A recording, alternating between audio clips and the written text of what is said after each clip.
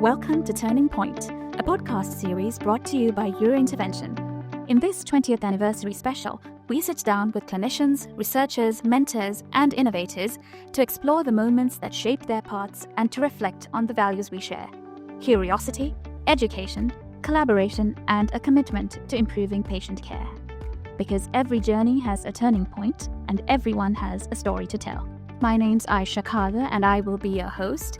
I'm joined today by Dr. Lars Søndergaard, who is Chief Medical Officer of Abbott and formerly Deputy Editor of Eurointervention. Welcome, Dr. Søndergaard. Thank you. Thank you very much for joining us. Having had a very successful academic, clinical, and research career in congenital and structural interventions, you have recently made a transition to industry. When you look back at your early years in medicine, what got you into cardiology in the first place? Yeah, as many things, it was a little bit by chance. When I graduated from medical school, I actually had an idea that I want to be an orthopedic surgeon, and did maybe 1 year in that and find out that was not the way forward for me. And I saw also internal medicine and cardiology and was very interested in that. At that time, it was difficult to get position. I didn't really see a pathway, but at one point, I actually got an opportunity. There was actually someone asking me whether I was interested to do a PhD in cardiology, and I took that opportunity, and that was my way into cardiology, and I have never regret that. I'm sure you haven't. And this was in Denmark, I think. You trained also in Denmark? Yeah, that's correct. I had my medical school and worked most of my life in Copenhagen in Denmark. I understand you also spent some time in the UK. So how did this international experience shape your approach to cardiology and interventions? That's right. After about 8-9 years after I finished in medical school, I got the opportunity to take congenital heart disease up, both pediatric and adults. I'm an adult cardiologist by training. And as part of my training, I was offered to go 1 year to London to Great Ormond Street Hospital for sick children. Actually ended up to be 2.5 years in London doing both pediatric and adults with congenital heart disease. And that was also a big opportunity for me. And also looking back, a part of my career which also should change what I was going to do in the future, because during my stay in London, I focused a lot on intervention cardiology in congenital heart disease and did the same when I came back to Copenhagen. Actually, I met a person in London, Philip Bonhoeffer. He came from Paris and has just transitioned to London. And he have developed the very first transcatheter heart valve. It was not a TAVI valve, it's a valve for the pulmonic position used for children. And when I went back, I had an agreement with Philip that maybe we could do some animal work on his pulmonic valve, which was still not approved for humans. So I set up an animal lab in the hospital in Copenhagen, actually in the cath lab, the human cath lab. So I got an agreement with my chief at that time that in the afternoon, when the last patient has been treated, left the room, the pigs went in, and we did a lot of animal work on the pulmonic valve. So when it was actually approved at CE marked in 2012, I was the very first one using this in a human being. And 1 year later, in 2007, TAVI was approved in Europe, the two systems, the core valve and the sapien valve. And due to my experience in the pulmonic position, I took that up. And so coming from congenital heart disease, I certainly also came into structural heart disease and focused particularly on the interventions. That seems like a very natural transition the way you say it, because ordinarily people train in coronary and then move on to structural. So was congenital and structural heart disease always the first thing you were drawn to when you trained in cardiology?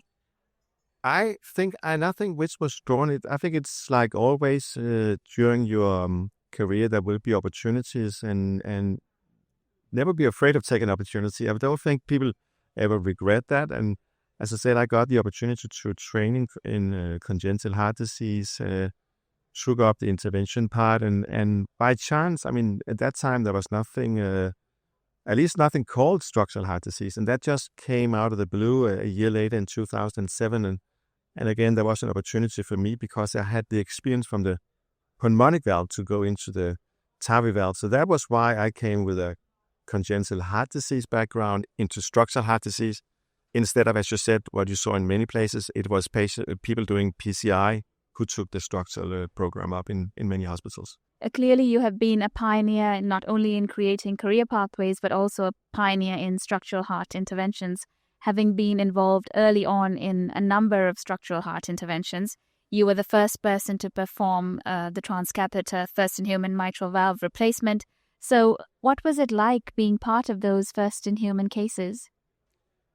Yeah, it's always very, very, I would say not stressful, but it's something which you're spending a lot of time to consider about it. Everyone wants to do this procedure, but you also know there's a risk. Not only the risk you're taking or the institution is taking, but you're also asking a patient to actually participate in this without knowing the outcome. So I think this is, you really need to think you're ready to do it.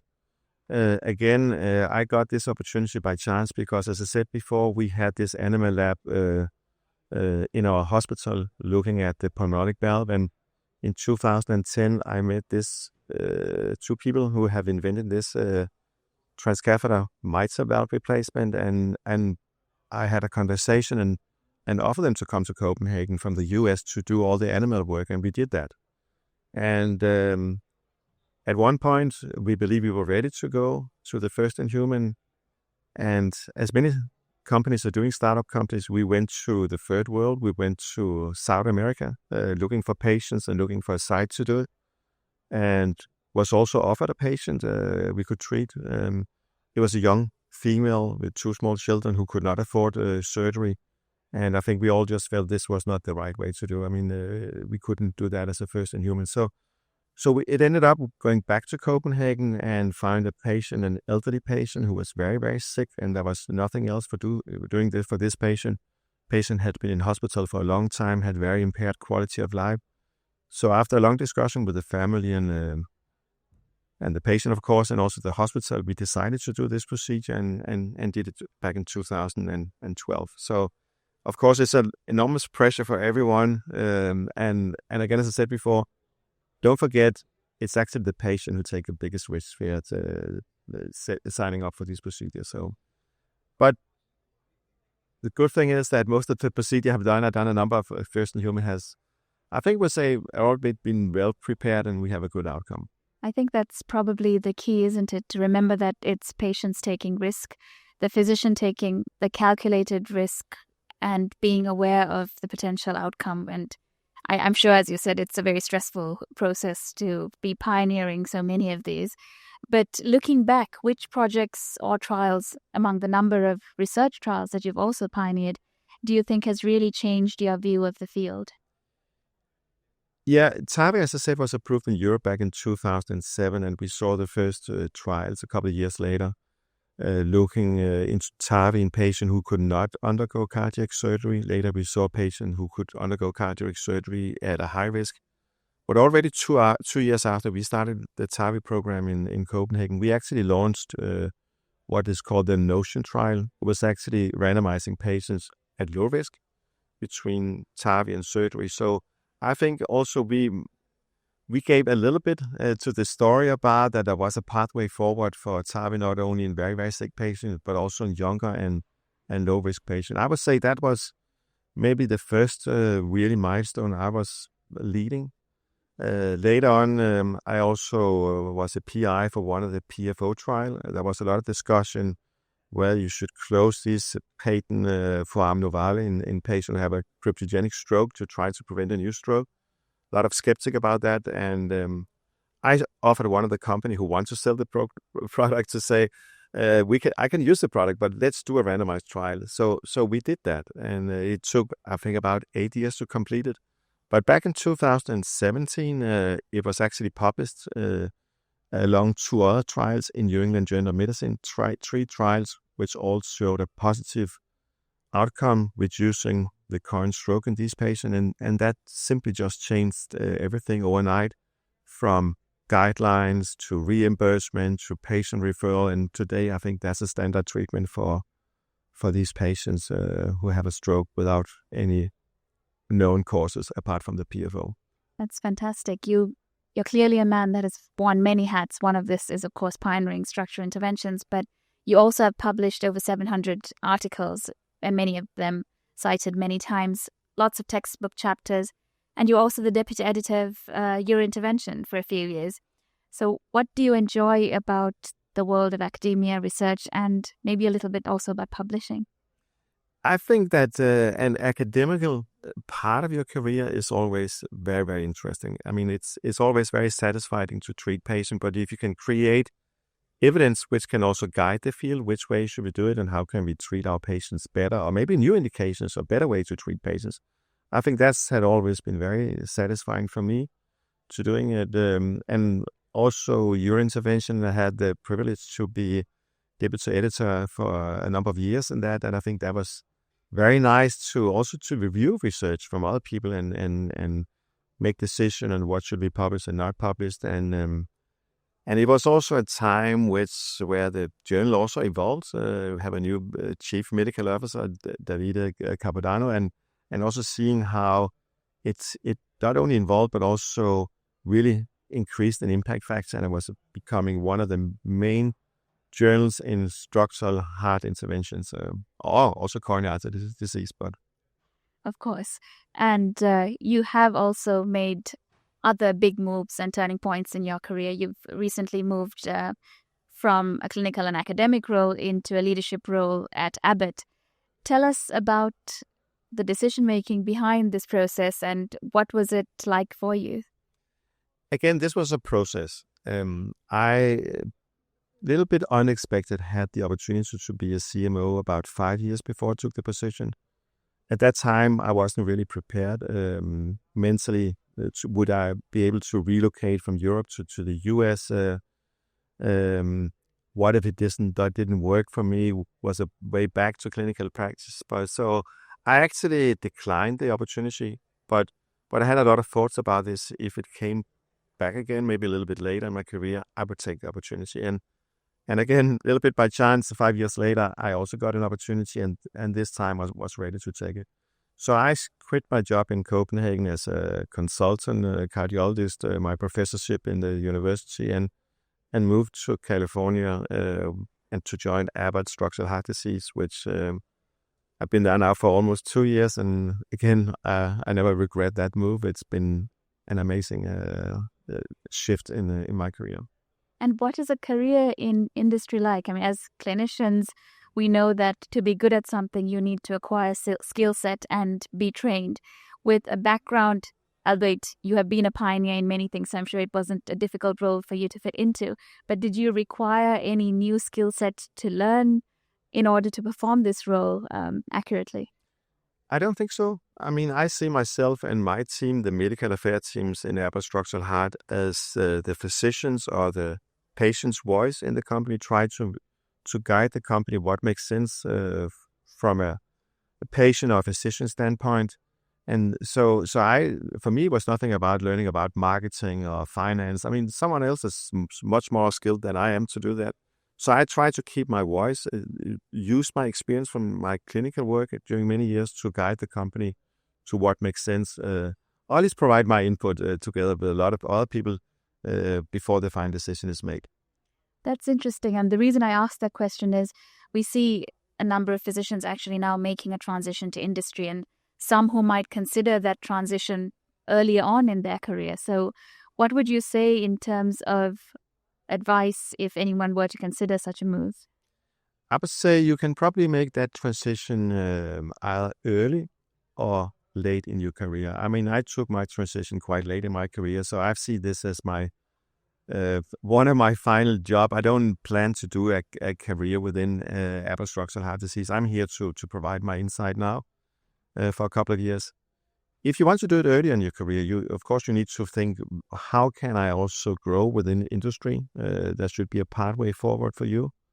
And I would say go into industry, maybe join one of the bigger companies in the beginning, learn the business, what is the decision making based on, a lot of different things you don't think about as a physician, but learn this how to do it. And the next step could be just join one of the smaller startup companies and get much closer to the process than you do in a big corporate world. So I think there's an opportunity whether you join early or you're late. You just have to understand that it's your time perspective is of course different whether you plan to stay for the last few years of your career or you have 20 or 30 years in front of you. Absolutely, and you would have to prioritize accordingly. You did say that you were more the voice of the physician and patients in your role at Abbott. What's different about the way innovation happens on the industry side, having been an innovator in a clinical and research format yourself? I would say it's not that different. I mean, it all starts with an unmet need. What could we offer patient which is not available today, and see how is the best solution for that. It could be that Abbott or other companies, we develop product ourselves and we make existing product better. But we also spending a lot of time, like here in Paris, during the EuroPCR, we're meeting a lot of startup companies to see what they have a product or see something we believe could be a future therapy for patients and could acquire them. So it's all about, it's starting always with an unmet need. What can you do better to treat your patients? And then, of course, try to develop that product and bring it to market. It's a long process from an idea to get it commercialized. Absolutely, and that sounds fascinating. When you look at where the field is heading, what developments are you most excited about? Again, I joined the structural heart disease was, I wouldn't say built, but people were talking about structural heart disease almost 20 years ago, beginning.